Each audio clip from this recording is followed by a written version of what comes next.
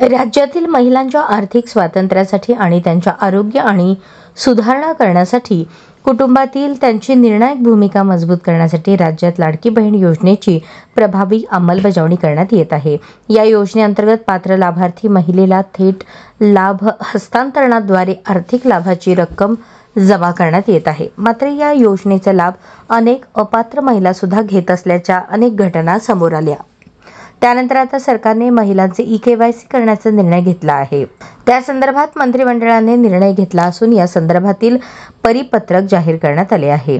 या योजनेसंदर्भात आधार अनुदाने लाभ आणि सेवांचे लक्षित वितरण अधिनियम 2016च्या कलम 7 मधील तरतुदींनुसार अनुषंगाने शासन अधिसूचित केली आहे। सदर अधिसूचनेनुसार या योजनेअंतर्गत लाभ घेण्यास पात्र असलेली व्यक्ती आधार क्रमांक बाळगत असल्याचा पुरावा सादर करेल किंवा आधार अधिप्रमाणन करेल।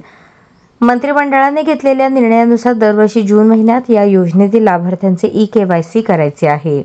या योजनेच्या https://ladkibahn.maharashtra.gov.in या वेब पोर्टलवरून ई-केवायसीची सुविधा उपलब्ध करून देण्यात आली आहे।